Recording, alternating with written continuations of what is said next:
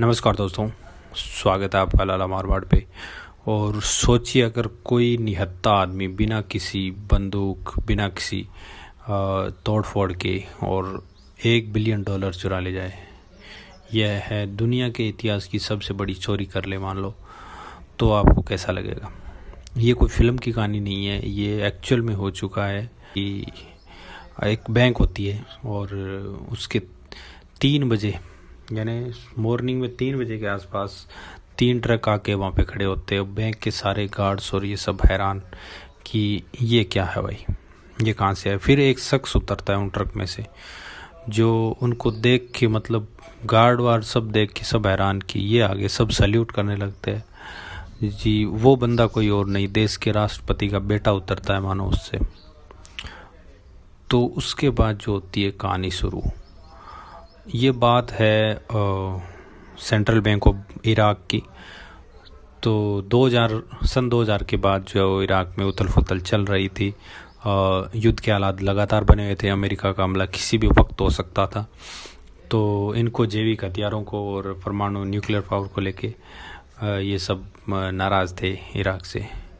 और सद्दाम हुसैन जो इस पे अड़े हुए थे कि हमारे पास जैविक हथियार नहीं है, ना ही कोई न्यूक्लियर बम है।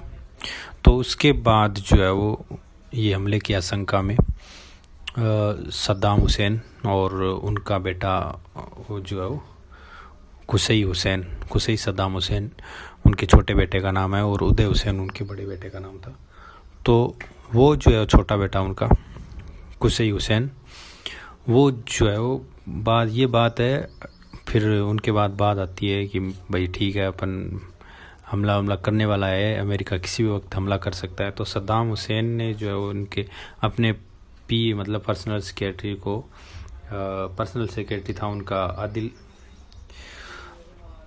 आदिल अल हामिद मोहम्मद, ये जो उनको और उनके बेटे कुसई हुसैन को जो है वो भेजता है। बात थी उस दिन 18 मार्च 2003 की, और सुबह मॉर्निंग में वो लोग जाते हैं जो 3:30-4 बजे के आसपास, और बैंक के गवर्नर को एक लेटर देते हैं जो कि सद्दाम हुसैन ने उस पर 2 लाइन लिखी थी कि देश का खजाना जो है किसी महफूज जगह ले जाया जा रहा है, तो आप इनके हवाले कर दे सारा पैसा। तो उस टाइम पे उस बैंक में जो है वो $1 बिलियन कैश में था। डॉलर थे, उसमें यूरो थे और अलग अलग चेक थे, जो भी फॉर्म थे लिखे हुए सारे। तो कुल मिला के जो है वो $1 बिलियन, यानी आज के हिसाब से देखा जाए तो 9,000 करोड़ रुपए लगभग उस टाइम। ये है दुनिया के मतलब दुनिया में इससे बड़ी कोई चोरी हुई नहीं आज तक इतिहास में।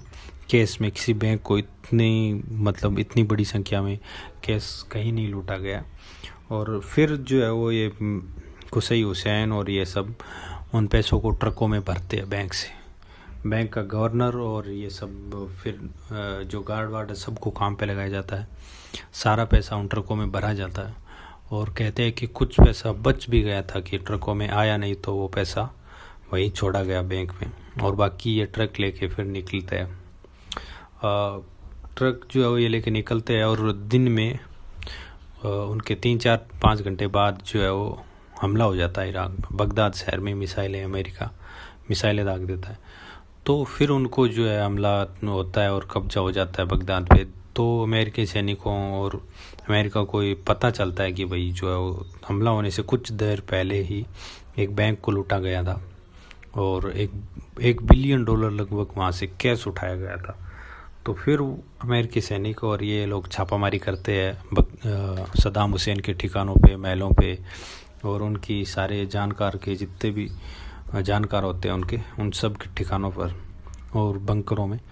पर उनको जो कैश नहीं मिलता, और कहते हैं कि थोड़ा बहुत कैश मिला भी, लगभग एक जगह से $650 मिलियन कैश मिलता है। तो फिर उनको इससे जोड़ा जाता है कि ये पैसा था, और फिर लोगों के सामने आता है कि भाई सद्दाम हुसैन का बड़ा बेटा था उदय हुसैन, उसको जो कैश का शौक था, तो उसके पास भारी मात्रा में हमेशा कैश रहता था। तो इसका पता नहीं चलता फिर कि वो केस ये बैंक वाला है या वो अलग जो उनके लूट मार का केस जो भी था, वो गलत काम करके कैसे भी लूटते थे, उस तरीके से कमाया गया है पता नहीं।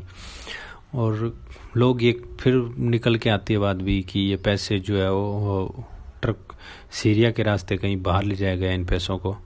लेकिन फिर अमेरिकी हमलों में और इनकाउंटर में सद्दाम हुसैन के बेटे, दोनों बेटे मारे जाते हैं, कुसई हुसैन भी उसमें मारा जाता है।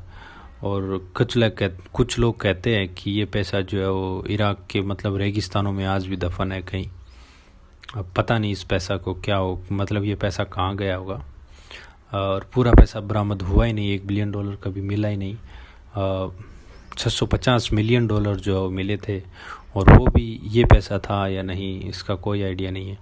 और बाकी का पैसा कहाँ गया कुछ आइडिया नहीं, किसी को मिला नहीं आज तक। ये बस थ्योरी है कि ये पैसा जो है वो सीरिया के रास्ते बाहर कहीं गया होगा, सद्दाम के लोग हैं उनके पास भेजा गया, या फिर सद्दाम ने अपने लिए पैसा कहीं छुपा के रखा था, फिर वो मारे गए सब, सद्दाम को फांसी हो गई तो ये पैसा जो है वो पैसा और उसका राज उन्हीं के साथ ख़त्म हो गया। बट कुछ लोग आज भी कहते हैं कि ये पैसा जो है वो सीरिया के बॉर्डर के आसपास जो दफन है कहीं रेगिस्तान में। पता नहीं और ये थ्योरी कब सुलझेगी, आज तक इस पैसा का कोई पता नहीं चला। और आपको ये कहानी कैसी लगी कमेंट करके ज़रूर बताइए। और आगे भी इस तरह की कहानियाँ अगर आपको पसंद है तो आप कमेंट में बता सकते हैं कौन सी कहानी आपको सुननी है, हम उस पर रिसर्च करेंगे और आप तक लाएंगे। और बाकी इस पैसे के बारे में और इस कहानी के बारे में आपका क्या सोचना है, राय कमेंट में ज़रूर करें।